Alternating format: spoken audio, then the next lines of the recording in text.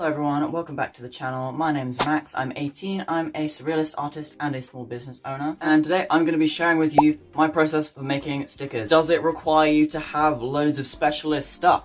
Absolutely not. Do you need to be rich? No, because it's cheap as heck. This is like the cheapest way of doing it and still getting like nice kind of sellable results. Am I a sticker expert? Maybe. I've made lots of stickers in my life. I sold quite a load of these at the last market I was at. And I also made the packaging myself. That's going to be in this video too. Game plan today. First we're going to talk about how to come up with like a concept that you're kind of going for with your stickers. And also going to show you things to consider while you're actually making the design itself. And then I'm going to show you probably the most important bit, how to turn your designs into stickers, how to package them, and other little like tidbits you can include in the packaging as well to make it like an amazing experience for your customers. So we're going to start with coming up with your concept. I'm going to take you through my process of coming up with my specific concept, but it works with anything, any genre, any kind of idea. And my concept is actually pretty complicated, but it doesn't have to be. It can be so easy. So I actually have this whole like narrative fantasy universe going on. And within this universe are little creatures, and you know people love stickers that have little creatures in. But let's just pretend that wasn't the case. How do you come up with an idea for a sticker? So you have the kind of a root concept, and that's the sort of genre or subject matter that you're looking to create. So for example, my core concept for this project is like fantasy creatures. So I'm coming at this with the mentality of what do I like and how can I turn what I like into something other people will also like. Then you build out from that. This is when you might start thinking about your colors that you use, the kind of shape language and the style. So if I just take the Watching Forest sticker set for example, colors are going to be kind of purples and blues. I've already got a lot of work set within this universe, so I'm going to draw on the existing color scheme that I've got. Unless your color scheme is, and your theme you're going for is like hyper vibrant, you want to have every rainbow color and your theme is like rainbows, unless that's the case, I feel like you should try and restrict your color palette just to keep the designs really unified. So regardless of what your subject matter is, you can make a whole different set of themes and moods if you think about the colors that you want to use. Shape language is kind of like thinking about basic shapes that you can see within your art. So for example, more jagged kind of triangular shapes are often more kind of aggressive or energetic, whereas rounder shapes often connote like calmness. Mine isn't really either, it's kind of like a magical place. So it's got energy, but it's also got a kind of calmness about it. So I'm going to be using a combination. So thinking about the mood that you're trying to create also helps with that. Thinking about the style you want to use then, this is super important. I'm going to be using a sort of illustrative style, but still leaning on realism quite a lot. Just a kind of the typical style that a fantasy genre enjoyer would expect. You have to kind of match your style to the kind of aesthetics that your subject matter is kind of working within. For example, if you're having a kind of modern concept, you want to use a kind of modern style. You don't want to do that in the style of a medieval manuscript because that doesn't make any sense. Equally, if we're going for the kind of soft and cozy style, you don't want to do that in a kind of modern, oversimplified manner. Once you've done that, once you've got your core concept, you've decided on your color scheme, your shape language, and your style, that's when you can move on to actually creating your designs. So first thing, creating your sketch. You want to keep everything in mind that we've just talked about, maybe make a little list and start sketching out your ideas. If you want to, you can do some rougher, quicker designs just to get your ideas out and then maybe eliminate the ones that you don't like so much. And so for my selection, I kind of just picked the kind of most important or most visually exciting characters slash creatures from my universe. I will be sketching in pencil because pencils are what I'm used to and I like them and they work. But if you are sketching in pencil, make sure you sketch relatively lightly or have a really good rubber but still sketch lightly, because when you put the color over it you want it to be like flawless. And that's another reason why doing quick designs first might be good, because that way you can get out of the way all of the kind of big changes that you might do, so you don't have all these extra rough lines around your drawing for different positions that maybe you were putting it in. And if you are doing it by hand, you can draw straight onto sticker paper. If you're not interested in reproducing the designs and you just want one, or you can always photocopy it and save those designs for later. I'm drawing onto just plain cartridge paper today. I'm not using anything fancy. and then I'm going to be copying them onto sticker paper later. You can also create stickers straight from normal paper without using sticker paper if you want to. Moving on to adding the color. One big decision you need to make is whether you want outlines, and if you want outlines, what color they should be in. I decided that I didn't want outlines. For this project though, I did use outlines, and I think it worked well because they're all very colorful. So if I'd picked a specific colored outline instead of a black one, and it might have had like varying levels of effectiveness. If your colors are in a very kind of contained color scheme, like all of them are blue, for example, then maybe you want your outline to be a darker blue, or maybe a purple or adjacent color that goes well with it. So that way you're not kind of hardening the designs with like a harsh black outline, and you're keeping it kind of soft. And the medium that you use to color will have a big effect on the final style of your piece. So I'll be using colored pencils today. I love them, they're my favorite, they're so good. If you could turn colored pencils into a human man, I would marry him. And this is because, as I said, I want a sort of illustrative, semi-realistic color scheme. I want to be able to create textures of fur, I want to be able to blend really seamlessly. But if you're going for something more modern, then maybe like alcohol markers could be better because they create really bold, flat colors that don't involve much blending. You can blend with them, that's possible. I don't know these secrets, I tried it, it didn't work. Watercolors are also super cute. I've seen a lot of plant stickers that are done with watercolors.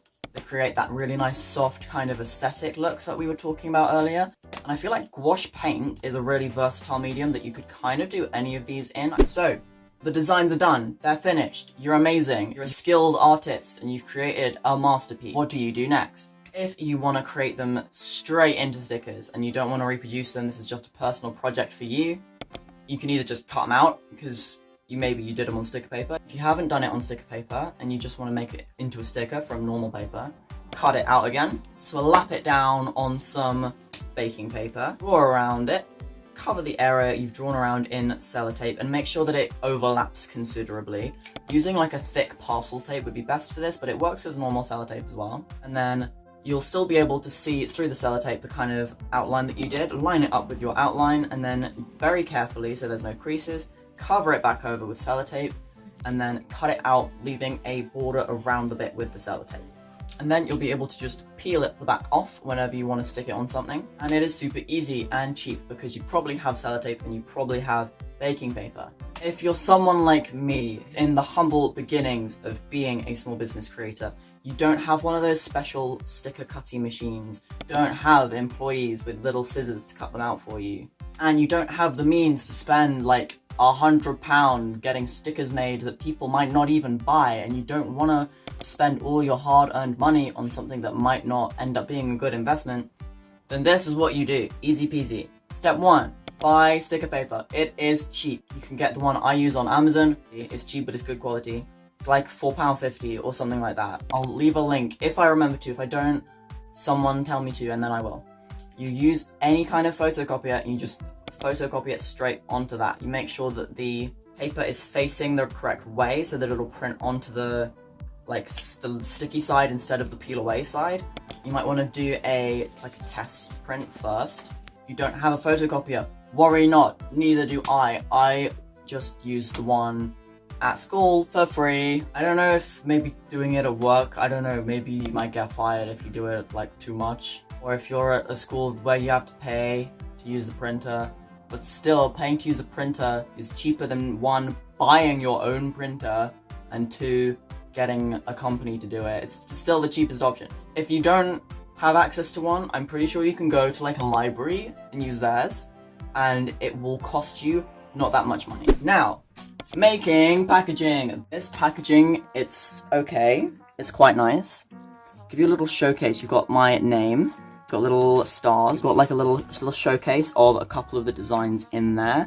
You've got a list of everything in there, and a little product description. On the front, you've got a funky font that matches the theme. How can you do this? So easily, my friend. You could use Canva maybe. I'm not using Canva. I'll be using Microsoft Word and maybe PowerPoint. You could use literally any, you can get Ibis Paint for free. You could use that. I use that sometimes. But I find Microsoft easy for this kind of thing because it's just so easy to download fonts from the internet to use. And they also have little icons that you can use already in there. But step 1, pick a color. You make that color go literally everywhere. You do want to keep this design simple because your sticker design needs to be the main focus. If you're putting loads of fancy patterns around the edge and stuff, it's going to distract from your stickers. They won't stand out as much and you might not sell them as good. One plain simple color. You can use your creative freedom. This is just a guidelines. Then you want to pick your placement of your text, and that will be dictated by the kind of window that your little guys are going to live in. The way I did this was I just kind of stapled it inside onto a bit of card, and then I stuck paper there and I stuck paper there, so it's like a sandwich. Pretty sure this was one PowerPoint slide that I just turned upwards. That's the dimensions that I used. You want to pick a font that kind of matches your themes. This is the font I'm using because I feel like it fits my aesthetic very well. And the easiest thing to do is just to put that font in the darker version of the color that your background is, or the lighter version, depending on how dark your background is. But you could also pick a complementary color. And then for important information to include on the front, how many pieces are included, you can use simple little illustrations like the stars if you want to. Just make sure that they're on theme both stylistically and conceptually with what you've created. And a really simple, easy way of adding like another level of visual interest to your design is just sticking an outline around it, because it also kind of frames it and kind of ties it more together, makes it look a little bit more professional, even though you've just flung it together on PowerPoint and printed it off on your school printer. And you want the name of your business or of yourself. So also want to make sure you design a back cover, so it will be the same kind of rules again, picking fonts that make sense, use the exact same color, unless you really want to use a different color and you think it'll look good. I won't stop you. I won't come to your house armed and cry at your feet if you do that. You want a very short description. Do not waffle on forever, just like a sentence. And then you want maybe a list of everything or pictures of all the different stickers in the set. I would recommend pictures, but you can kind of do a bit of both. The best ones, and then I just did a list to let them know that there were other designs in there as well. The way to kind of build customer loyalty is to include kind of unique personal stuff that other brands might not be doing. Because my whole brand is kind of based on this fantasy universe, giving people a bit more information to make them a little bit more excited or interested in that universe is super important to kind of encourage them to interact with my brand. I'm going to include a free card with one of the designs on, and then on the back of the card a description of what that creature is, where they're from, why they're super cool, what's interesting about them. And now you've got your amazing designs, you've got your gorgeous packaging, everything is flawlessly put together. Thank you so much for watching my video, it was amazing to have you here. You should come back next week because I have another pretty helpful video that would do well for someone just like you. You should come next week. And you should subscribe, and you should leave a like, and you should leave a comment telling me I'm really, really funny. Have a wonderful day, I will see you very soon, bye!